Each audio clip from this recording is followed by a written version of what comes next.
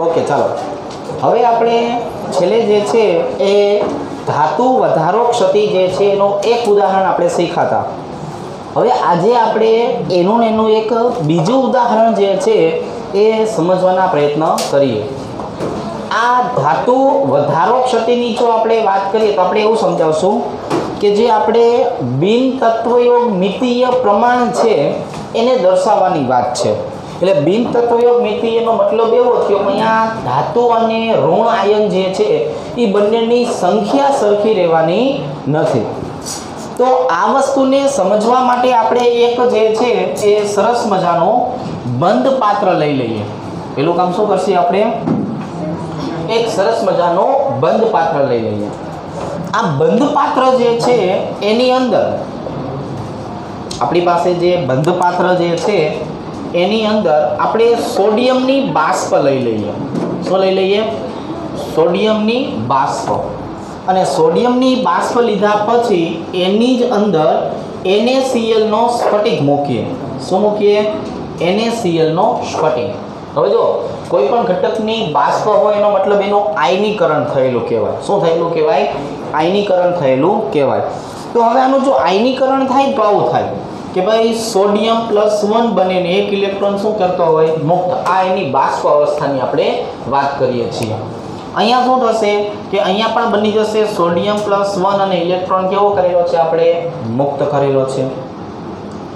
आनी पण वात करीए तो अहींया पण शुं थई जशे सोडियम +1 अने इलेक्ट्रॉन मुक्त करेलो छे। सोडियम +1 अने इलेक्ट्रॉन मुक्त करेलो छे। એટલે આખે આખું પાત્ર જે છે ને એમાં આપણને શું જોવા મળે છે સોડિયમની બાષ્પ જોવા મળે। અને અંદરની બાજુએ આપણે શું લેવાની વાત થઈ છે તો કે અંદરની બાજુએ આપણે લેવાનું છે NaCl નો સ્ફટિક। એટલે Na+Cl- અહીંયા શું આવશે Na+Cl-, Na+ અહીંયા આવશે Cl-, Na+ અહીંયા આવશે Cl-, Na+ અહીંયા આવશે Cl-, આ બાજુએ Na+Cl-, આ બાજુએ Na+Cl-, આ બાજુએ Na+Cl-। હજુ એક લાઈન પૂરી કરવાની છે। અહીંયા આવી જશે Na+Cl-, અહીંયા આવી જશે Na+Cl-। હવે તમે બધા ભેગા થઈને પહેલા મને એમ કહો કે અત્યારે આપણે જે NaCl નો સ્ફટિક જે છે એની જે વાત કરીએ છીએ આની અંદર આ સોડિયમનો અથવા ક્લોરીનનો સવર્ગાંક કેટલો થાય? કેટલો થાય? 6। કેમ કરતા 6 થાય? આગળ પાછળ પણ હોય। અણુ હંમેશા કેવો હોય? ત્રિપરિમાણમાં હોય।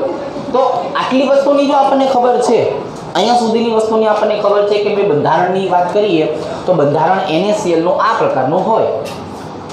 હવે આપણે જે છે એ આમાંથી જો આગળ ઉપર ચર્ચા કરવા જઈએ તો એમ કહેશું કે જે ક્લોરીન માઇનસ જે છે જે ઋણ આયન તરીકે આવેલો ઘટક છે એ બહારની બાજુએ રહેલા સોડિયમ દ્વારા આકર્ષિત થશે અને એની સાથે જોડાવા જશે। એટલે અહીંયાથી જે છે એ ક્લોરીન શું કરશે કે બહારની બાજુના Na+ સાથે જોડાશે અને અહીંયા ગયા પછી NaCl ની રચના કરશે। તો અહીંયા એની જગ્યા જે છે કેવી પડશે? ખાલી પડશે। એવી જ રીતે આ જે ક્લોરીન આયન છે એ શું કરશે તો કે આ ક્લોરીન આયન છે એ બહારની બાજુએ રહેલા Na+ સાથે જોડાવા જશે, આકર્ષિત થશે। તો પહેલા કેવું હતું કે જે સોડિયમ અને ક્લોરીન હતા એ બંનેની સંખ્યા સાપેક્ષ હતી। એની જો આપણે વાત કરીએ તો શું કીધું કે બંનેની સંખ્યા કેવી હતી? સાપેક્ષ। પણ જેવો અંદરનો ક્લોરીન જે છે એ બહારના સોડિયમ સાથે જોડાવા જાય છે એટલે અંદર ક્લોરીનની સંખ્યામાં શું થયો? ઘટાડો। એટલે ઓટોમેટિક તમે જોવા જાઓ બરોબર છે તો Na ની સંખ્યામાં શું થઈ ગયો? વધારો। એટલે આને નામ શું આપશું? ધાતુ વધારો ક્ષતિ। અને સોડિયમ અને ક્લોરીન બંનેનું પ્રમાણ હવે સરખું જળવાતું નથી એટલા માટે આને શું કહેવામાં આવે છે? આને કહેવામાં આવે છે બિન તત્વયોગ મિતીય ક્ષતિ। કેવા પ્રકારની ક્ષતિ? બિન તત્વયોગ મિતીય ક્ષતિ। પણ હવે જો અંદરની બાજુએ ઋણાયનનું પ્રમાણ કેવું થયું? ઘટી ગયું। હવે જો અંદરની બાજુએ ઋણાયનનું પ્રમાણ ઘટતું હોય ને તો એ વીજભારની દ્રષ્ટિએ પાછો તટસ્થ રહે નહીં। એટલા માટે અહીંયા જે ઓલો ઇલેક્ટ્રોન હતો ને ઇલેક્ટ્રોન શું કરશે? ક્લોરીનની બદલે જોડાઈ જશે। શું કરશે? ઇલેક્ટ્રોન છે એ પાછો અંદર આવીને ક્યાં જોડાઈ જશે? ક્લોરીનની બદલે। હવે ઇલેક્ટ્રોન આવે એટલે હકણો તો રહે નહીં, તરત શું કરશે, સંક્રાંતિ જોવા મળશે એમાં, અને તરત જ આપણને અંદર જે છે એ રંગનું ઉત્સર્જન થયેલું જોવા મળશે લેમ્બડા મેક્સને આધારે. તો હવે જે જગ્યાએ ઇલેક્ટ્રોન જોડાયેલો છે ત્યાંથી આપણને રંગનું ઉત્સર્જન જોવા મળશે. શું જોવા મળશે? રંગનું ઉત્સર્જન. અને જે રંગનું ઉત્સર્જન કરતા હોય ને એને આપણે કહેવાનું છે રંગ કેન્દ્ર. એને શું નામ આપવાનું છે? રંગ કેન્દ્ર તરીકે ઓળખાવશું. હવે જે રંગ કેન્દ્ર તરીકે ઓળખાય છે ને ઘટક, જે રંગ કેન્દ્ર દર્શાવે છે એને કહેવામાં આવે છે ફારબેન્ઝ સ્ટાર. શું કહેવામાં આવે છે? ફારબેન્ઝ સ્ટાર તરીકે ઓળખવામાં આવે, અથવા એને એફ કેન્દ્ર કહેવાય. શું કહેવામાં આવે છે? એફ કેન્દ્ર તરીકે ઓળખવામાં આવશે. તો હવે આજે ફારબેન્ઝ સ્ટાર અથવા એફ કેન્દ્રની જો વાત કરીએ તો એની આધારે જે સ્ફટિક છે ને એને આધારે રંગ મળશે. કોને આધારે રંગ મળશે? સ્ફટિકને આધારે. કઈ રીતે? ફોર એક્ઝામ્પલ કે આપણે NaCl નો સ્ફટિક લેતા હોય, આપણે લિથિયમ ક્લોરાઇડનો સ્ફટિક લેતા હોય, અને આપણે પોટેશિયમ ક્લોરાઇડનો સ્ફટિક લેતા હોય. જો NaCl લીધું હશે ને તો એ પીળા રંગનું ઉત્સર્જન કરશે. કેવો રંગ આપશે? પીળો રંગ. લિથિયમ લીધું હશે તો એ આપણને ગુલાબી રંગ આપે છે. કેવો રંગ આપે છે? ગુલાબી રંગ આપે છે. બરાબર, સામ ગુલાબી. જો હવે આપણે પોટેશિયમની જો વાત કરીએ તો પોટેશિયમ હોય તો કેવો રંગ આપશે? જાંબલી રંગ જે છે એ જાંબલી રંગ જોવા મળે. મતલબ આપણને હવે આઈડિયા આવી ગયો છે જો કે ભાઈ ધાતુ વધારો ક્ષતિ થાય છે તો જેવા પ્રકારનો સ્ફટિક છે ને એવા પ્રકારના રંગનું ઉત્સર્જન કરે છે. તો આમાંથી જો MCQ પૂછાય તો MCQ શેને આધારે પૂછી શકાય? આવા રંગને આધારે પૂછી શકાય. તો હવે જો ખ્યાલ આવી જશે કે ધાતુ કઈ રીતે વધશે.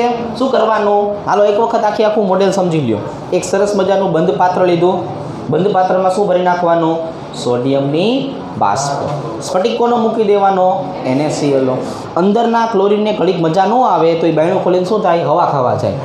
એ જેવું હવા ખાવા ગયું એની બદલે તરત કોણ અંદર આવી જશે? ઇલેક્ટ્રોન. તો ઇલેક્ટ્રોન અંદર આવી ગયો એટલે શું કરશે? તરત જ જે છે એ સંક્રાંતિ કરવા મળશે, એટલે તરત શું જોવા મળશે? આપણને રંગ જોવા મળશે. અને રંગ જે છે એના પ્રકાર યાદ રાખશું કે સોડિયમ હોય તો પીળો રંગ આપશે, લિથિયમ હોય તો ગુલાબી રંગ આપશે, અને પોટેશિયમ હોય તો આપણને જાંબલી રંગ આપે છે. આવી જ રીતે હવે આપણે બિન તત્વયોગમિતીયની બીજી ક્ષતિ શીખવાની છે. ત્યાર પછી આપણે આ જ ચેપ્ટરનું ગુજકેટ અને JEE પોર્શન જે છે એની શરૂઆત કરશું. તો આપણે પહેલાં એક શીખી લઈએ કે આને આપણે નામ આપી દેવાની છે ધાતુ ઉણપ ક્ષતિ. અને આ ધાતુ ઉણપ ક્ષતિ છે ને આપણે દાખલા જેમ જેમ શીખતા જશું ને એમ આવડતું જશે. શેના આધારે આવડશે? જેમ જેમ દાખલા શીખતા જશું ને એને આધારે આવડશે. તો હવે જો કે ભાઈ ધાતુ ઉણપ ક્ષતિની જો આપણે વાત કરીએ તો ધાતુ ઉણપ ક્ષતિ આપણે આવી રીતે સમજાવશું કે ભાઈ આપણી પાસે FeOનું ઉદાહરણ છે. કોનું ઉદાહરણ છે? FeOનું. હવે FeOનો મતલબ શું થયો? આમાં Feનું મૂલ્ય કેટલું છે? 1.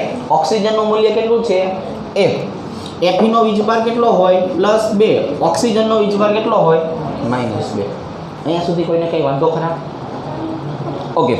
તો હવે આપણે એવું ધારી લઈએ કે આપણી પાસે જે Fe+2 આવેલું છે એની સંખ્યા કેટલી છે? 100. અને જે ઓક્સિજન -2 આવેલું છે એની પણ સંખ્યા કેટલી છે? 100. તો Fe દ્વારા ઉત્સર્જિત થતો કુલ ધન વીજભાર કેટલો હોય? +200. ઓક્સિજન દ્વારા ઉત્સર્જિત થતો ઋણ વીજભાર કેટલો હોય? -200. પણ અહીંયા હવે આ તો આદર્શ પરિસ્થિતિની વાત કરી. આ તો કોની વાત કરી? આદર્શ પરિસ્થિતિની. પણ હવે આ FeOનો અણુ છે ને એમાં અશુદ્ધિ ઉમેરાશે. શું ઉમેરાશે? અશુદ્ધિ ઉમેરાશે. બરાબર છે.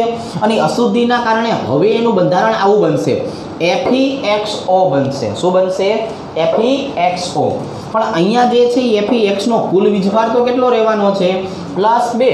અને ઓક્સિજનનો વીજભાર કેવો રહેવાનો છે? -2. તો જે X નામનો ઘટક આવેલો છે કે નહીં એ Fe+3 અને Fe+2 જે છે એનું મિશ્રણ ધરાવે છે. જેમાં Fe+3 છે ને એ અશુદ્ધિ તરીકે આવેલું છે. શું આવેલું છે? અશુદ્ધિ તરીકે આવેલું છે.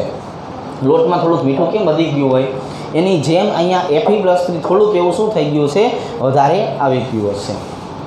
તો આપણે આ Fe+3 આવવાના કારણે અણુસૂત્રમાં કેવા પ્રકારનો ફેરફાર થાય છે એ હવે શીખવાનું છે. તો એક વખત ફરીથી આટલી માહિતી આપી દો કે અહીંયા FeX જે છે એ કુલ તો કોણ છે +2 વીજભાર ધરાવે છે. ઓક્સિજન કેવો ધરાવે છે -2 વીજભાર ધરાવે છે. Fe+3 થોડાક એવા પ્રમાણમાં કયા સ્વરૂપે આવેલો છે અશુદ્ધિ તરીકે આવેલો છે. શેના તરીકે આવેલો છે અશુદ્ધિ તરીકે. હવે સમજો હું એમ કહું કે આપણી પાસે જે છે એ 10 અણુ Fe+3 ના છે. ભણ્યાજી કેટલા છે 10 અણુ. તો આના દ્વારા કુલ વીજભાર કેટલો ઉમેરો થાય +30 નો. હવે આ +30 જેટલો જ વીજભાર ઉત્પન્ન કરવો હોય તો Fe+2 ના કેટલા અણુ જોઈએ 15 અણુ જોઈએ. એટલે અહીંયા લખી નાખશું 15 Fe+2.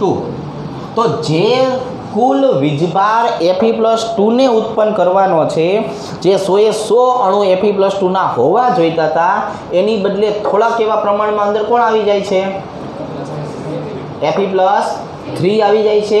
તો એનો મતલબ એમ થયો કે હવે આની સંખ્યા કુલ 100 જેટલી જોવા મળશે નહીં, કારણ કે Fe+3 અશુદ્ધિ તરીકે ઉમેરાશે ને એટલે વીજભાર તો હરખો જ રહેશે, ખાલી Feની સંખ્યામાં શું થશે ઘટાડો થશે. શું થશે Feની સંખ્યામાં શું થશે ઘટાડો. પહેલાં અહીંયા અણુસૂત્ર શું મળતું હતું Fe1O1. Feનું મૂલ્ય 100 હતું, ઓક્સિજનનું મૂલ્ય કેટલું હતું 100. પણ હવે આ FeXOમાં કેટલું જોવા મળે છે ને એ સમજીએ કે આના દ્વારા કુલ ઉત્સર્જિત વીજભાર કેટલો રાખવાનો -200. એને સંતુલિત કરવા ધન વીજભાર કેટલો રાખવાનો +200. પણ આ +200 હવે કોના દ્વારા બને છે Fe+3 દ્વારા વત્તા Fe+2 દ્વારા. સમજણ પડી ગઈ. તો હવે આપણે એમ કહીએ કે આમાં અશુદ્ધિ તરીકે જે છે એ 10 અણુ કોના આવેલા છે Fe+3 ના. આના દ્વારા ઉત્સર્જિત વીજભાર કેટલો થયો તો 200 કરવા વિધો કેટલો +170. તો હવે 170 જેટલો વીજભાર લાવવા આપણે Fe+2 ની સંખ્યા કેટલી જોશે 85 જોઈ. તો અહીંયા લખી નાખશું 85 Fe+2. આમના દ્વારા ઉત્સર્જિત કુલ વીજભાર કેટલો છે +200. પણ આમના દ્વારા Feનું જે પ્રમાણ છે સંખ્યા જે છે એ કેટલી થઈ ગઈ તો કેવી થઈ ગઈ 95. એ કેટલી થઈ ગઈ 95. તો હવે જે જગ્યાએ મને Fe1O1 મળતું હતું ને અણુસૂત્ર, હવે એની બદલે અણુસૂત્ર શું બની જશે Fe0.95O1.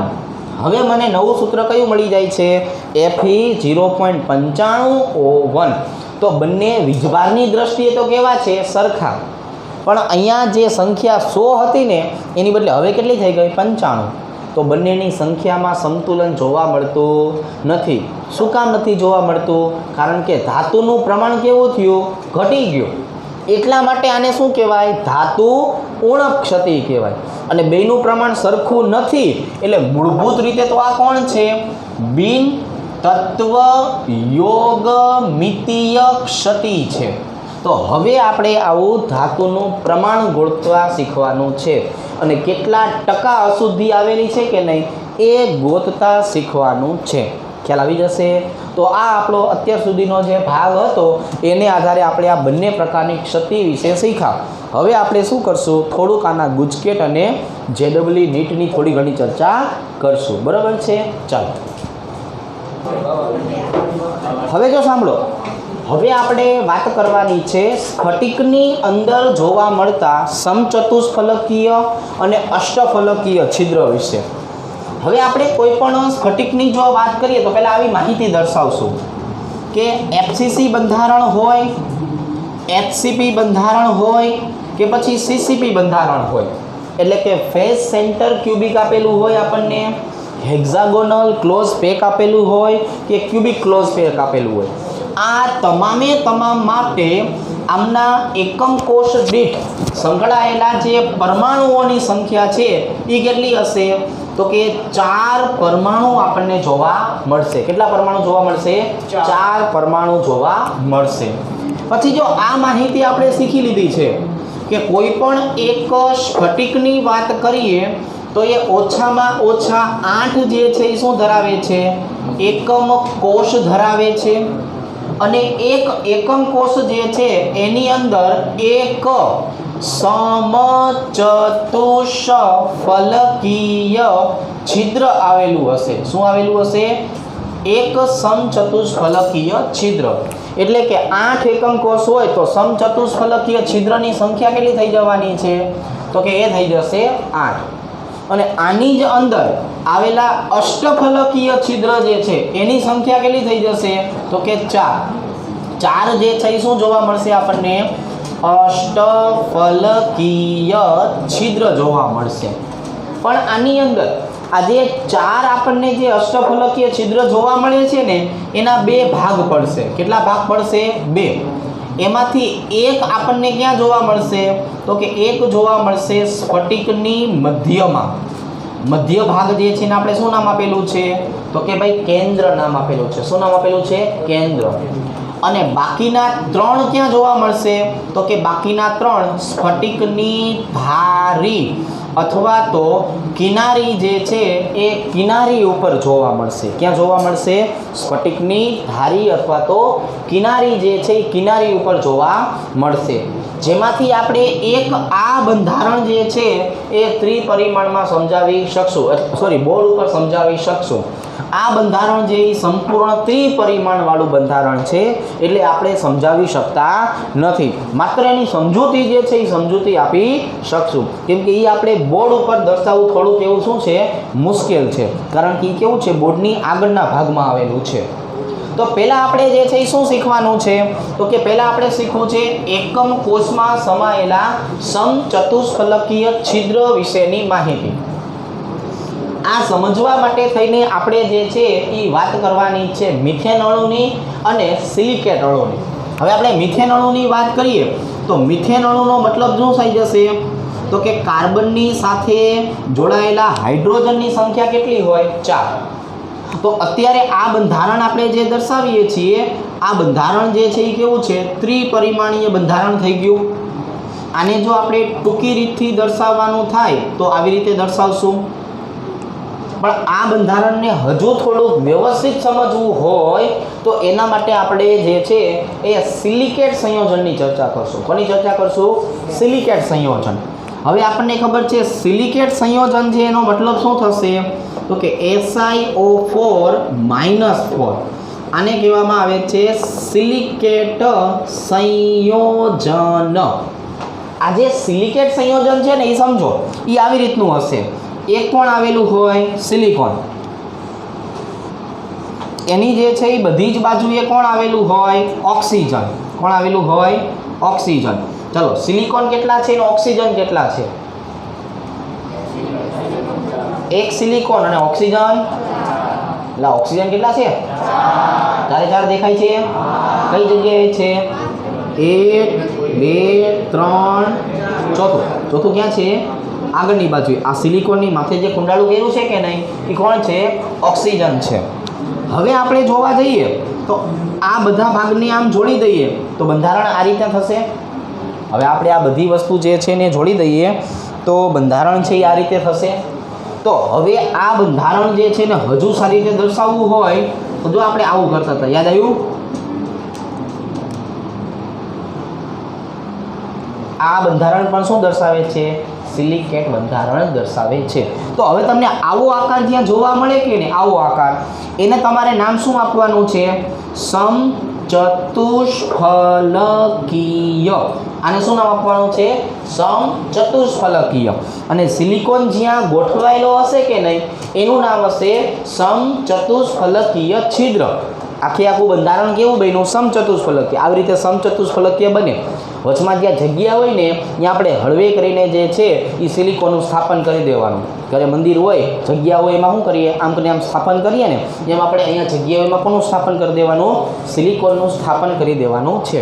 તો એ જગ્યાનું નામ શું છે? સમચતુષ્ફલકીય છિદ્ર. હવે આ સમચતુષ્ફલકીય છિદ્ર આપણને એકમ કોષમાં કઈ રીતે જોવા મળશે? સમચતુષ્ફલકીય છિદ્રની વાત કરીએ તો એ આપણને એકમ કોષમાં કઈ રીતે જોવા મળશે? તો જો આવી રીતે. આ આપણી પાસે એક સરસ મજાનો એકમ કોષ છે. આ આપણી પાસે શું છે ભાઈ?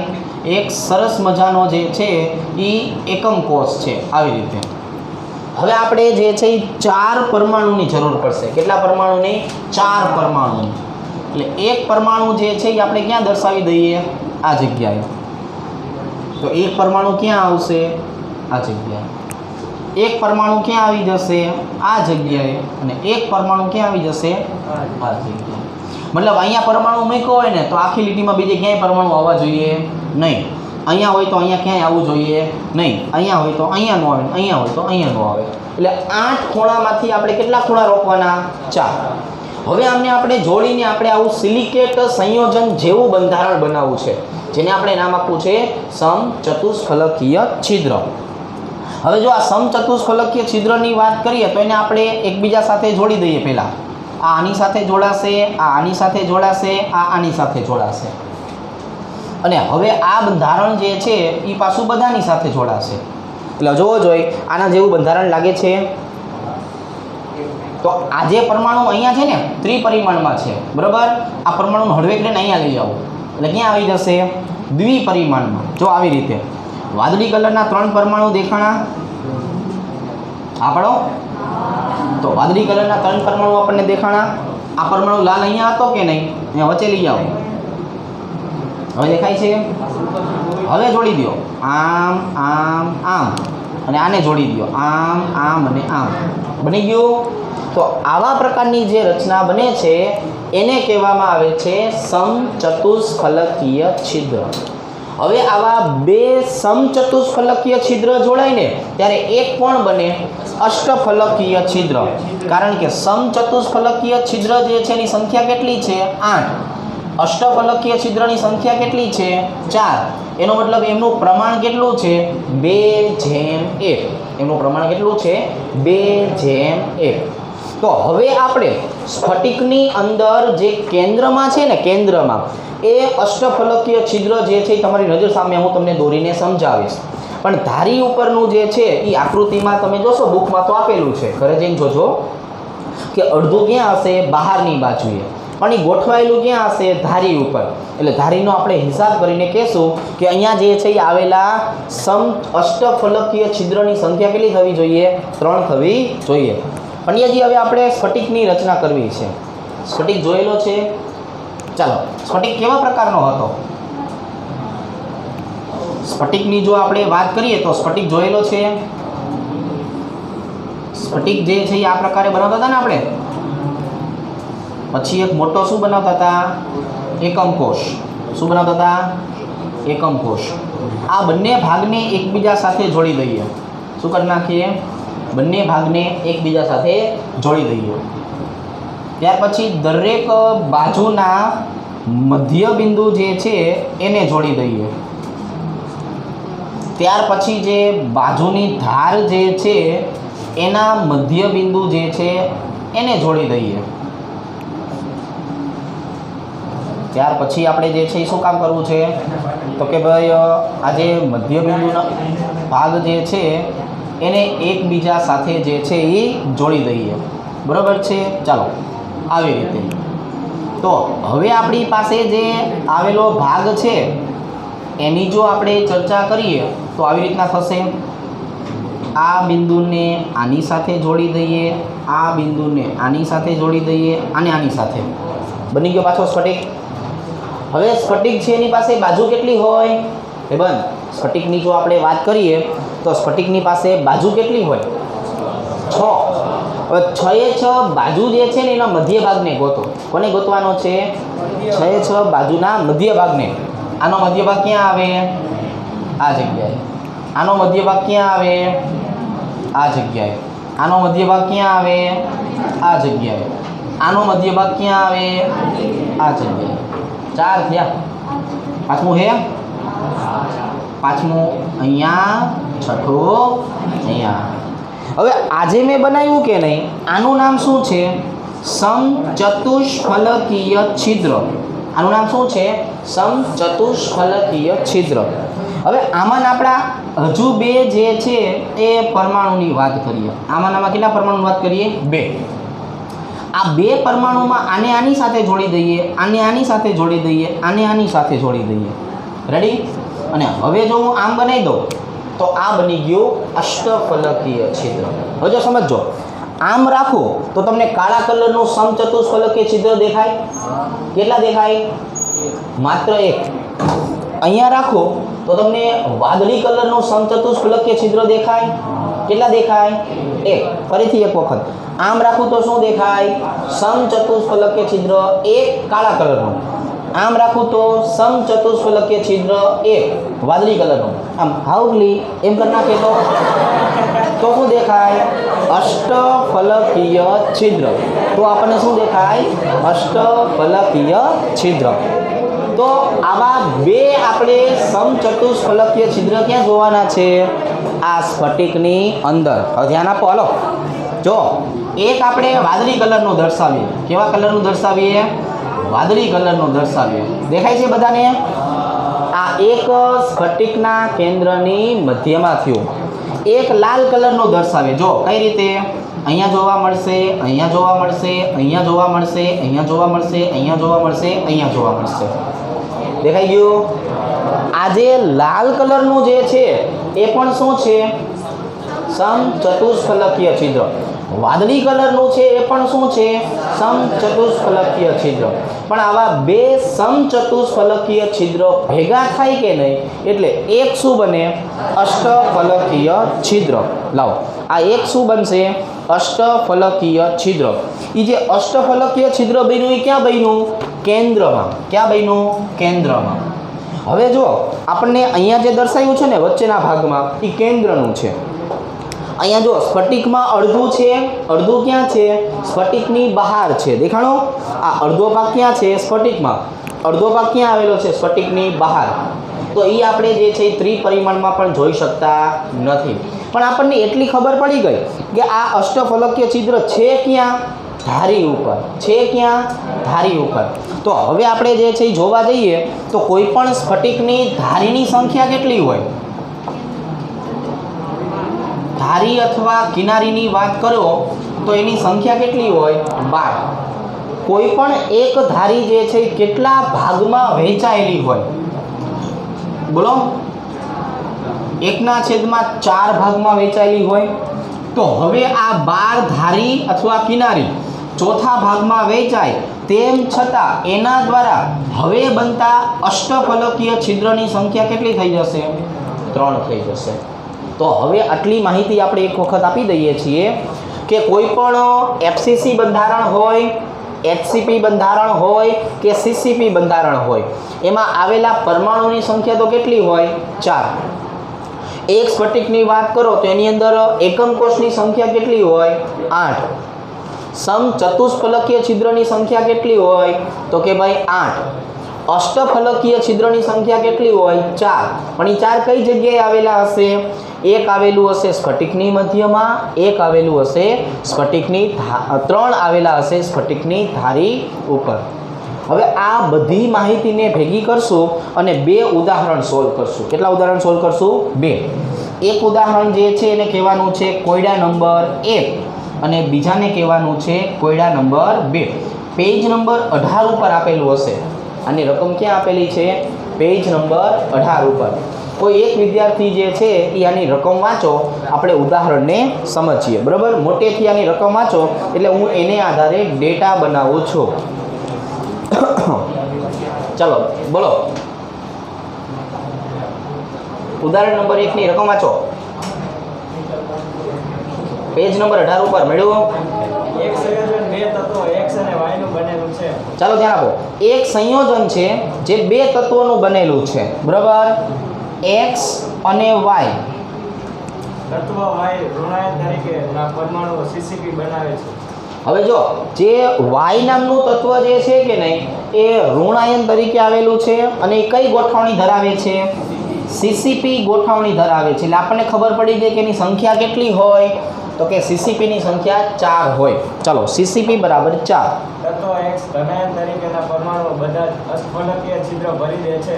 સંયોજનનું સૂત્ર શું છે? હવે આપણને એમ કીધું છે કે આ ધનાયન તરીકે છે અને અષ્ટફલકીય છિદ્ર જે છે એ શું કરે છે? ભરી નાખે છે. એટલે અહીંયા આપણે શું લખી નાખશું? અષ્ટફલકીય છિદ્ર. પણ એની પણ સંખ્યા કેટલી આવેલી હશે? તો કે સંખ્યા આવેલી હશે 4.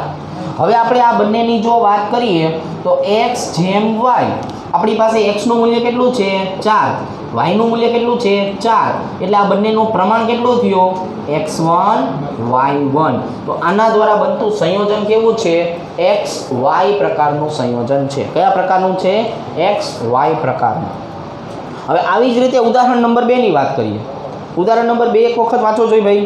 તત્વ બીના પરમાણુઓ HCP લેટિસ રચે છે.